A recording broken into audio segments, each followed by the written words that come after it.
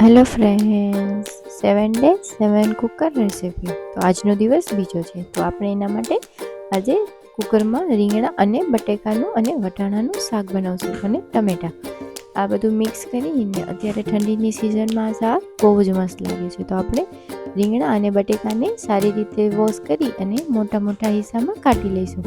આવી રીતે મોટા મોટા પીસીસમાં કાપી લેવાનું છે.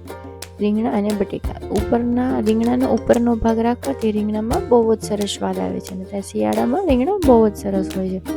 તો કુકરમાં આપણે પ્રેશર કુકરમાં આપણે ઓઇલ લઈ લઈશું, એમાં જીરા અને રાઈથી તડકો લગાવી લઈશું અને પછી તેલ અને જીરું આવી જાય એટલે પછી આપણે એમાં મીઠા લીમડાના પાન અને તીખું એક લીલું મરચું નાખી દઈશું અને પછી આપણે ટમેટાં નાખીને સાતડી લઈશું સારી રીતે. પછી જે આપણા રીંગણા અને બટેકા છે એને નાખી અને પછી બધાને મિક્સ કરી લઈશું અને પછી સ્વાદ અનુસાર નમક અને હલ્દી પાવડર નાખી અને સારી રીતે આવી રીતે મિક્સ કરી લેવાનું છે.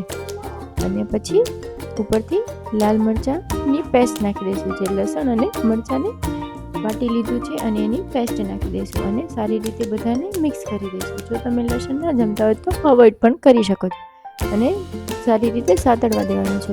તેલ છૂટી પડી જાય ત્યાં સુધી સાતડાઈ જાય પછી ઉપરથી આપણે પાણી નાખશું.